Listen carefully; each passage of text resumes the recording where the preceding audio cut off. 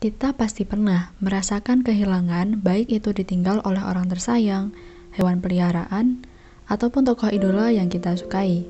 Beberapa orang bisa untuk beradaptasi dengan rasa kehilangan tersebut, sementara yang lain ada yang tidak bisa merelakan sehingga berujung pada penyakit mental bahkan bunuh diri.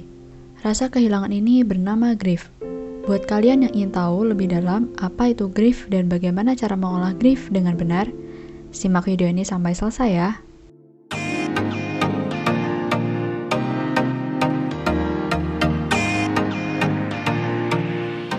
Berdasarkan pengertian dari J.R. White, grief adalah sebuah pengalaman yang terjadi pada seseorang yang mengalami kehilangan seperti ditinggal oleh orang tersayang. Karena itu, seseorang cenderung mendapati emosi-emosi negatif seperti marah, sedih, kebingungan, kesepian, dan ketakutan.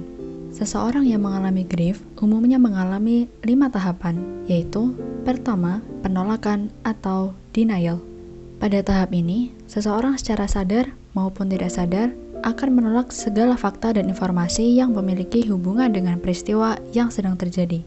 Penolakan yang terjadi merupakan sebuah mekanisme pertahanan diri yang wajar sekali terjadi. Penolakan ini biasanya diikuti oleh reaksi fisik atau perilaku. Kedua, kemarahan. Setelah tahap penolakan, ada tahap kemarahan.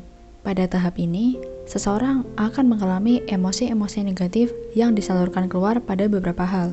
Emosi negatif ini dapat ditunjukkan kepada diri sendiri maupun orang lain.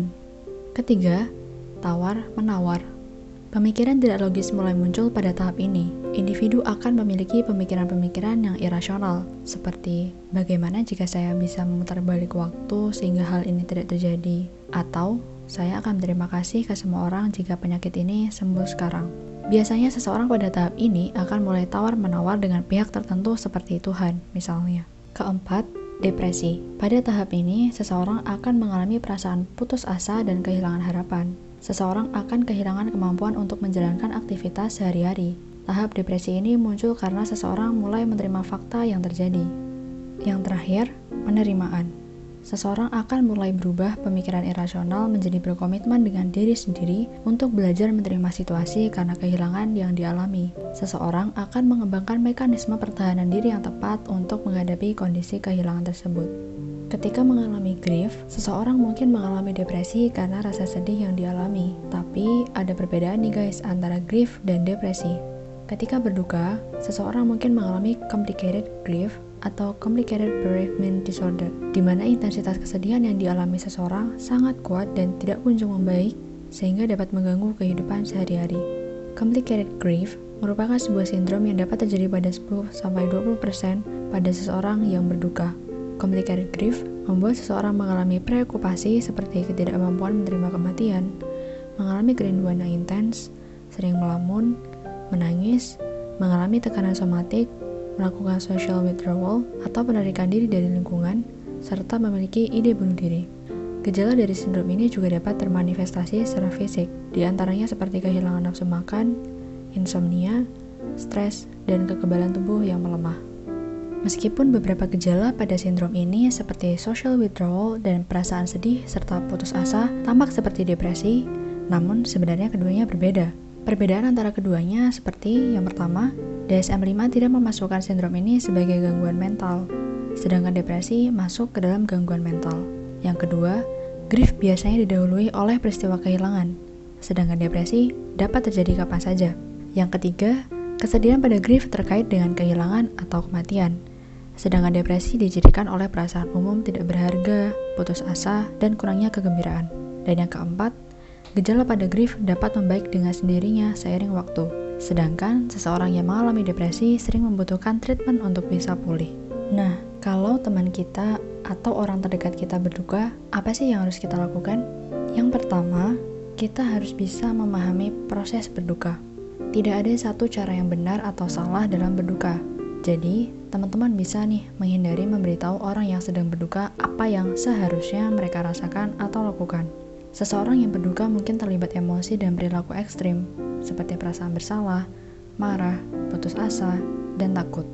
Yang perlu kita lakukan adalah meyakinkan mereka bahwa perasaan tersebut normal loh, dan kita juga seharusnya tidak menghakimi perasaan mereka.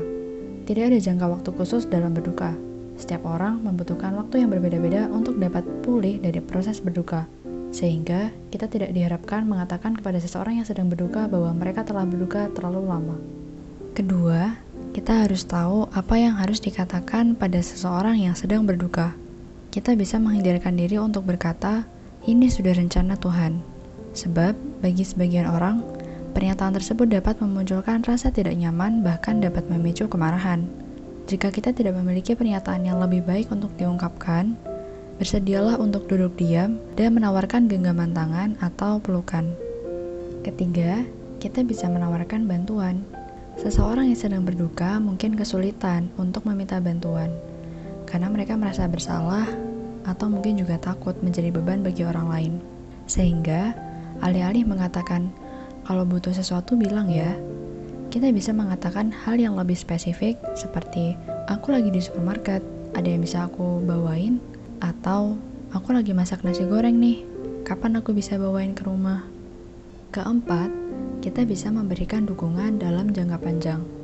Orang yang sedang berduka mungkin kelihatan baik-baik aja di luar, namun di dalam mereka sedang menderita.